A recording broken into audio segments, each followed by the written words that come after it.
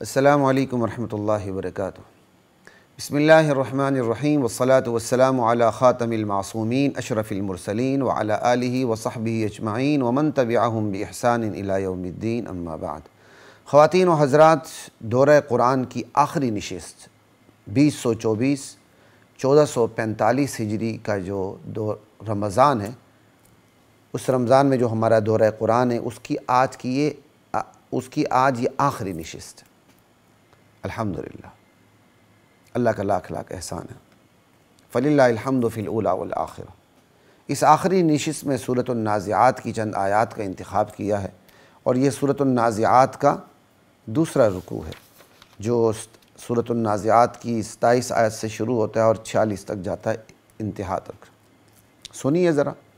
اَأَنْتُمْ أَشَدُّ خَلْقًا أَمِ السَّمَاءُ، اے لوگو، تمہارا بنانا زیادہ مشکل اور دشوار اور سخت کام ہے یا آسمان کو بنانا؟ اللہ اکبر۔ اللہ کے لیے کوئی مشکل نہیں۔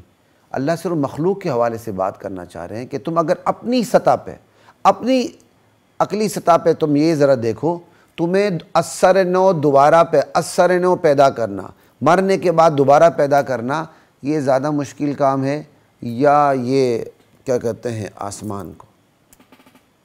آسمان کتنا عظیم الشان نظام ہے اللہ کا، ٹھیک ہے؟ اور آسمان سے مراد زمین سے اوپر ساری فضا اوپر تک چلے جائیں، جس میں فضا بھی آ گئی اور پورے آسمان بھی آ گئے۔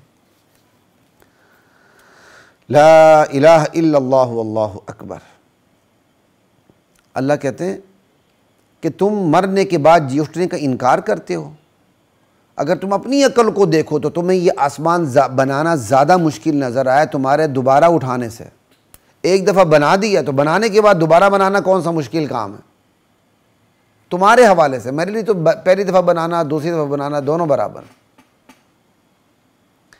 ایک دفعہ بنانے کے بعد دوبارہ پیدا کرنا زیادہ مشکل کام ہے یا یہ آسمان کی جو قدرتیں عجائبات ہیں ان کو بنانا زیادہ مشکل کام ہے تمہارے اعتبار سے؟ دیکھو ہم نے کیسے بنایا۔ بناہا، ان آسمانوں کو ہم نے بنایا۔ اللہ اکبر۔ اس آسمان کو ہم نے بنایا۔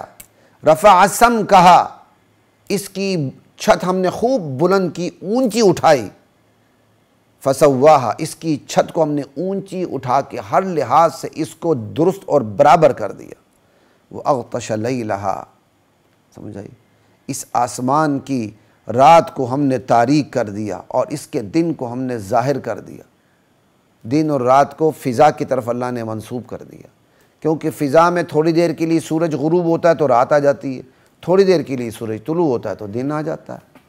تو آسمانوں، شب و روز کو، دن اور رات کو اللہ تعالیٰ نے فضائے آسمانی کی طرف منسوب کر دیا۔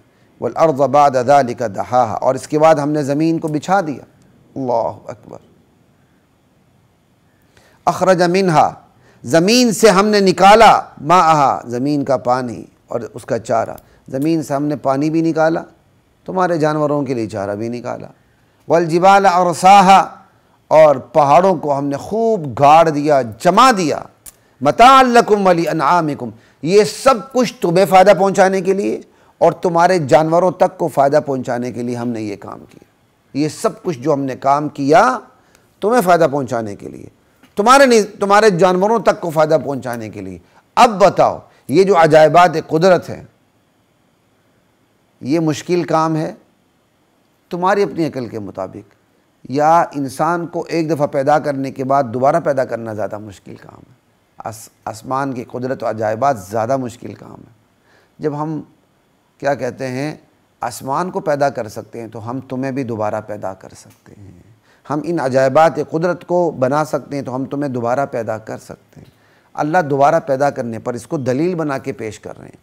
فَإِذَا جَاءَتِ الطَّامَّةُ الْكُبْرَى، جب دوسری مرتبہ سور پھونکا جائے گا، اللہ اکبر، قیامت برپا ہوگی، قیامت کا ہنگامہ عظیم برپا ہوگا۔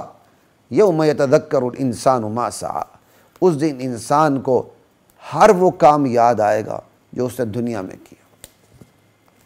لا الہ الا اللہ، جو کچھ اس نے دنیا میں کیا اسے سب کچھ یاد آ جائے گا کہ اس نے یہی کام کیے تھے، یہ نیکیاں کی تھی، یہ بدیاں کی تھی۔ وبرزت الجحیم لمن یرا، جہنم دیکھنے والوں کے سامنے لائی جائے گی۔ فاما من طغی، بس جس نے سرکشی کی، وآثر الحیات الدنیا، دنیا کی زندگی کو آخرت کی زندگی پہ ترجیح تھی، ٹھنڈے دل سے سوچ کر اس نے آخرت کے مفادات کو قربان کیا، دنیا کے مفادات کو سینے سے لگایا، فإن الجحیم ہی المأویٰ، تو اس کا ٹھکانہ پھر جہنم ہے۔ وَأَمَّا مَنْ خَافَ مَقَامَ رَبِّ، جو اپنے پروردگار کی عدالت میں کھڑے ہونے سے ڈرتا رہا دنیا میں، وَنَهَى النَّفْسَ عَنِ الْهَوَىٰ، اور اپنے نفس کو اس نے بری خواہشات سے روکے رکھا، تو جنت اس کا ٹھکانہ ہے۔ فإن الجنة هي المأوى يسألونك عن الساعة أيان مرساها، یہ لوگ آپ سے طنزاً مذاق کرتے ہوئے پوچھتے ہیں، ارے اچھا بتاؤ تو صحیح، یہ جو عظیم قیامت ہے تمہارے نزدیک، یہ کب واقع ہوگی، کب آئے گی یہ قیامت، کب اس کا وقوع ہوگا؟ ایان مرساها فیم انت من ذکرہا، میرے نبی قیامت کی تاریخ کے ذکر سے آپ کو کیا مطلب، آپ کو کیا واسطہ؟ آپ کو تو قیامت کی تاریخ کے ذکر سے آپ کا کوئی واسطہ نہیں، آپ کا کوئی کام نہیں، یہ آپ کا منصب نہیں قیامت کی تاریخ بتانا۔ الی ربک منتہاہا، قیامت کی تاریخ کا علم صرف ایک اللہ کو ہے، اس علم کی انتہا اللہ کی طرف ہے۔ انما انت منذر من یخشاہا، آپ کا منصب تو ڈرانا ہے، ان لوگوں کو ڈرائیں گے، سب کو فائدہ کن کو پہنچے گا؟ جو ڈرانے سے ڈر جائیں اور اپنے انجام کا سوچ کر اپنے اعمال ٹھیک کریں۔ انما انت منذر من یخشاہا کأنہم یوم یرونہا لم یلبثوا الا عشیۃ او ضحاہا، میرے بندو قیامت کی تاریخ تو خیر میں تمہیں نہیں بتاؤں گا، لیکن یہ بتا دیتا ہوں، جس دن قیامت آئے گی، جس دن یہ لوگ قیامت کو دیکھ لیں گے، تو یہ قیامت اتنی بڑی مصیبت اور آفت ہوگی کہ جب اس قیامت کو دیکھیں گے تو اس کے مقابلے میں ان کی دنیا کی زندگی اتنی تھوڑی معلوم ہوگی، گویا انہیں ایسا لگے گا کہ ہم دنیا میں تو صرف ایک شام رہے ہیں یا ایک صبح رہے ہیں بس۔